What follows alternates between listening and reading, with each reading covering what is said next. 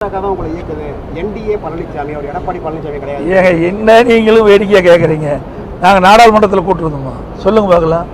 மூச்சுக்கு 300 தடவை இந்தியா கூட்டணி வாய் திறக்க மாட்டேங்கிறாரு முதலமைச்சர். அதை கேள்வி கேட்க மாட்டேங்கிறீங்களே. எப்பொழுது பார்த்தாலும் இந்தியா கூட்டணி சொல்லிக் கொண்டிருக்கின்ற முதலமைச்சர் திரு ஸ்டாலின் அவர்கள் ஏன் இப்போ இந்தியா கூட்டணி பேரையே எடுக்க மாட்டேங்கிறாரு? காங்கிரஸுக்கும் திமுகவும் உட்கட்சி பூசல் வந்துடுது. நிச்சயமாக அதாவது இப்ப ஊடகத்திலையும் பத்திரிகையிலும் வர செய்தி தானே பிளவு தான் நீங்க போடுறீங்க. கருத்து வேறுபாடு வந்துட்டு இருக்குல்ல. காங்கிரஸ் கட்சிக்கார ஒரு கருத்து சொல்றாங்க தலைவர்கள், அதற்கு எதிர்கருத்து திமுக சொல்றாங்க. ஆக கூட்டணியில் விரிசல் ஏற்பட்டது உண்மைதானே? இன்ன வரைக்கும் வெளிப்படையா பேச முடியலையே. காங்கிரஸ் கட்சியில வந்து அதையே சொல்லி நாங்க பொருந்த இருக்குமா பொருந்தனும் மக்கள் முடிவு பண்ணணுங்க. ஸ்டாலின் முடிவு பண்றது இல்ல.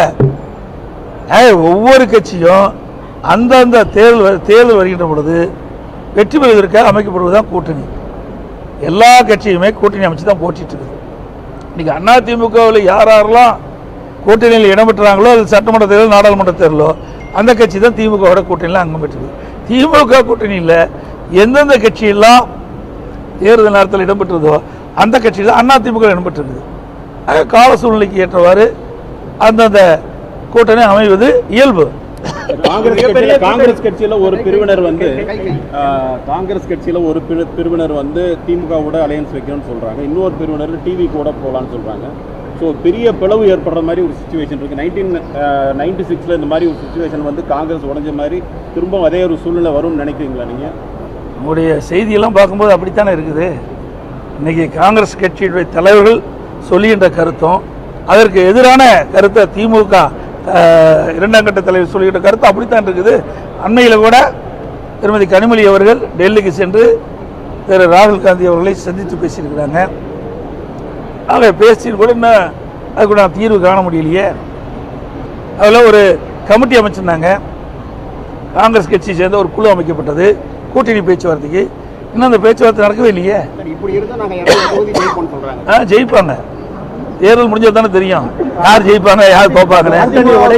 அதிமுக நிச்சயம் அனைத்து இந்திய அண்ணா திராவிட முன்னேற்ற கழக தலைமையில் அமைக்கப்பட்ட கூட்டணி பெரும்பான்மையான இடங்களில் வெற்றி பெற்று அதிமுக தனி பெரும்பான்மையோட ஆட்சி அமைக்கும். அதிமுக கட்சிக்கு வந்து மிகப்பெரிய கூட்டணி கட்சி ஒன்று வர இருக்குன்னு சொல்லியிருந்தீங்க. இப்போ மீண்டும் வந்து கட்சிகள் வர வாய்ப்பு இருக்கா? புதிய நான் சில கட்சியில் தான் வரும்னு சொல்லிடுறேன். அதாவது அனைத்து இந்திய அண்ணா திராவிட முன்னேற்ற கழகத்தில் சில கட்சியில் வரும்னு சொன்னால் வந்தாச்சு. பாட்டாளி மக்கள் கட்சி வந்தது, பிறகு அம்மா மக்கள் முன்னேற்ற கழகம் வந்தது. இன்னும் சில கட்சியோட பேச்சுவார்த்தை நடத்திட்டு இருக்கிறோம். வரதுக்கு வாய்ப்பு இருக்குது. அரசு ஊழியர்கள் ஆசிரியர்கள் கூட்டமைப்பு இன்னைக்கு முதல்ல நன்றிமன்றம் நடத்துது. அதற்கான அழைப்பிதழில் முழுக்க அதிமுக மேடம் ஜெயலலிதா அப்புறம் உங்கள் ஆட்சியை மட்டுமே குறை சொல்லியிருக்காங்க. அதற்கு அது உள்ள இருக்க ஒருங்கிணைப்பாளர்கள் சிலர் எதிர்ப்பு தெரிவிச்சிருக்காங்க. இது எப்படி பார்க்குறீங்க? ஏங்க உங்களுக்கு தெரியாதவங்க இல்லை, பத்திரிகை ஊடக நம்பர்களுக்கு தெரியாதவங்க இல்லை. இதில் ஸ்டாலின் இப்பொழுது உறுதியளிக்கப்பட்ட ஓய்வு திட்டம், இதில் என்ன உண்மை இருக்குது? அவர்கள் கேட்கின்ற கோரிக்கை என்ன? பழைய ஓய்வு திட்டம், பங்களிப்பு இல்லாத ஓய்வு திட்டம் என்னன்னு கேட்குறாங்க. ஸ்டாலின் என்ன அறிவிச்சிருக்காரு? பங்களிப்பு உள்ள ஓய்வு திட்டம் தான் அறிவிச்சிருக்காரு. அது அவர் வைத்த கோரிக்கை நிறைவேற்றலையே. ஏற்கனவே மத்திய அரசு அறிவிக்கப்பட்ட அந்த ஓய்வு திட்டத்தில் சில மாற்றங்களை செஞ்சு அறிவிச்சிருக்கிறாங்க. இன்னைக்கு அரசு ஊழியர்களுக்கு இந்த குழந்தை அழுதா மிட்டாய் கொடுத்து அது சரி செய்வாங்க பாரு, அது மாதிரி அரசு ஊழியர்கள் போராட்டம் நடத்த ஆரம்பிக்கும் போது ஒரு சின்ன அறிவிப்பு கொடுத்து சரி செஞ்சிருக்கிறாங்க. அவ்வளவுதான். அதுக்கு சில சங்கங்கள் தொடர்பு இருக்குது. சார், எப்பவுமே திமுக தேர்தல் அறிக்கை வந்து கதாநாயகன் அப்படின்னு சொல்லுவாங்க. நீங்க இப்போ வந்து 2 அறிக்கை விட்டுருக்கீங்க இது வரைக்கும். அங்கே ஏதாவது ஸ்லீப்பர் செல் வச்சிருக்கீங்களா? எனக்கு ஒன்றும் புரியல. ஸ்லீப்பர் செல் எனக்கு ஒன்றும் புரியல. உங்களுடைய ஒவ்வொரு கட்சிக்கு இருக்கிற தனித்தன்மைங்க. அனைத்து இந்திய அண்ணா திராவிட முன்னேற்ற கழகம் நாட்டு மக்களுக்கு என்னென்ன தேர்தல் அறிக்கை கொடுத்தால் நன்மை பெருக்கும்னு நாங்கள் நினைச்சோம். அதன் அடிப்படையில் நாங்களுடைய முதல் கட்டம் 2ஆம் கட்டம் 2 தேர்தல் அறிக்கை நாங்கள் வெளியிட்டுருக்கோம். பிரைம் மினிஸ்டர் வர்றதுக்கு முன்னாடி நீங்க சொல்லக்கூடிய எல்லா கட்சியும் இன்னும் ஒரு சில பேசிட்டு இருக்கிறோம். இன்னும் தேர்தல் அறிவிக்கல. தேர்தல் அறிவிச்சா தானே தேர்தல் நெருங்க தானே கூட்டணி முழுமை பெறும். தமிழக அரசு மீது பல்வேறு குற்றச்சாட்டுகளை முன்வைக்கிறீங்க. ஆனால் அதிமுக சார்பில் எந்த ஒரு போராட்டமும் முன்னெடுக்கல. இப்போ கூட போராட்டம் அறிவிச்சிருக்கல. தொடர்ந்து போராட்டம் ஏங்க நாங்கள் தான் போராட்டம் இப்போ கூட 13ஆம் தேதி அறிவிச்சோம். உடனே 12ஆம் தேதி அறிவிச்சுட்டாங்க. நாங்கள் போராட்டம் அறிவிச்ச உடனே 12ஆம் தேதி திமுக அறிவிச்சிருக்குது. ஒவ்வொரு மாவட்டத்திலையும் அங்கங்கே இருக்கின்ற மக்களுடைய பிரச்சனையை முன்னிறுத்தி நாங்கள் போராட்டம் நடத்திட்டு இருக்கோம். பாருங்கள், பத்திரிகைகள் வந்திருக்கு, ஊடகத்தில் வந்திருக்குது. ஒரு மாநகராட்சி நகராட்சி பொதுமக்களுடைய கருத்துக்கள் பிரச்சனை ஏற்பட்டால் அது குறித்து நாங்கள் போராட்டம் நடத்துவோம். தினம் ஒரு மாநாடு நடத்திட்டே இருக்காங்க திமுக. வேற என்ன மாநாடு நடத்தி வேற வழி இல்லையே. தினம் ஒரு அறிவிப்பு கொடுப்பாங்க, தினம் ஒரு அறிவிப்பு கொடுத்துட்டே இருக்கிறாங்க. அந்த பேர் தான் உங்களுக்கு ஞாபகம் இருக்குதா? நினைச்சு பாருங்க, எத்தனை பேர் வச்சிருக்கிறாங்க. பேர் வைப்பதற்கு நோபல் பரிசு கொடுக்கணும்னா ஸ்டாலின் கொடுத்தா பொருத்தமா இருக்கு. தினம் ஒரு பேரு, ஒரு போட்டோ ஷூட்டு உங்க பத்திரிகையில் ஊடகத்தை அதை வெளிப்படுத்துவீங்க. அதோட எனக்கு முடிஞ்சு போச்சு. செய்தியாளர் தாக்கப்பட்டிருக்காங்க. ஆனால் செய்தியாளர் மீதே வந்து போலீஸ் வந்து வழக்கு பதிவு செஞ்சிருக்காங்க. அதான் ஸ்டாலின் அரசாங்கம். அதாங்க ஸ்டாலின் அரசாங்கம். அதுக்கு தான் நீங்க துணை நிற்கிறீங்க. எங்களை போட இருக்கிற கட்சிக்கு துணை நிற்கிறீங்களா? இன்னைக்கு ஒரு மோசமான கட்சிக்கு துணை நிற்பதனால தான் இப்படிப்பட்ட நிகழ்வு நடக்குது. முதல்ல நீங்க உணருங்க. இதே அனைத்து இந்திய அண்ணா திராவிட முன்னேற்ற கழக அரசு இருந்தது. நானும் 4 வருஷம் 2 மாத காலம் இருந்தேன். அப்பவும் எங்களை பத்தி தான் விமர்சனம் பண்ணீங்க. இப்போ நான் இந்த ஆண்டு இப்போது எதிர்க்கட்சியில் அப்போ என்னை பத்தி விமர்சனம் பண்றீங்க, எங்க கட்சி பத்தி விமர்சனம் பண்றீங்களா ஒழிய திமுகவில் நடக்கின்ற பிரச்சனை பற்றி ஏதாவது விமர்சனம் செய்யறீங்களா? திமுகவில் நடைபெறுகின்ற ஊழல்களை பற்றி எவ்வளவு ஊழல் இருக்கு, எதையாவது ஒரு வாதம் வைக்கிறீங்களா? பத்திரிகையாளர் ஊழல் நபர்கள் நடுநிலையோடு சிந்திச்சு பாருங்க. இப்படி இவர்களை நீங்கள் தாங்கி பிடிக்கிற காரணத்தினால தான் ஒரு சர்வாதிகார போல் நடந்துகிட்டு இருக்காங்க. யாரையும் மதிப்பது கிடையாது. நிருபர்களை தாக்குறாங்கன்னா காரணம் என்ன?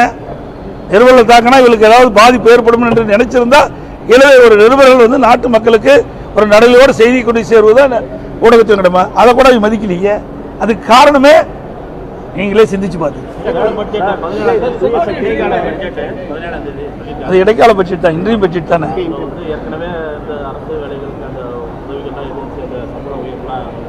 இடைக்கால பட்ஜெட்டில் எதுவும் வரதுக்கு வாய்ப்பு இல்லை. ஏன்னா ஒரு இடைக்கால பட்ஜெட் தான். சம்பளம், அரசு ஊழியர்கள்லாம் சம்பளம் கொடுக்கணும், அதெல்லாம் அதில் இடைக்கால பட்ஜெட்டில் வரும். ஒவ்வொரு முறையும் கடைசி வருஷம் முடிகின்ற பொழுது ஒவ்வொரு அரசும் ஒரு இடைக்கால இன்றைய பட்ஜெட் போடுவாங்க.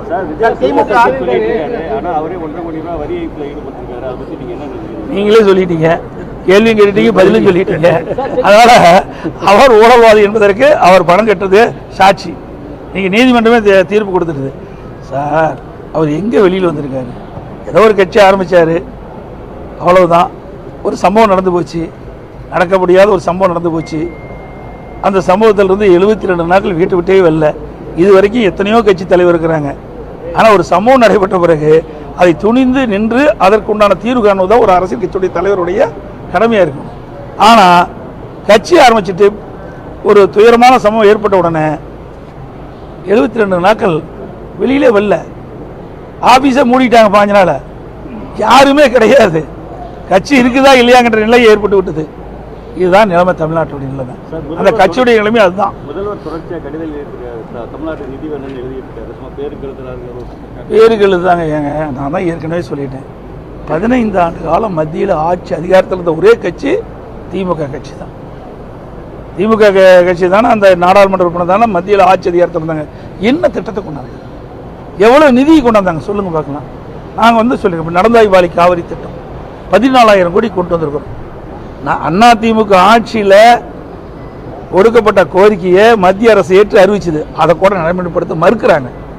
மத்திய அரசு இந்த தமிழ்நாடு அரசு மறுக்குதுங்க.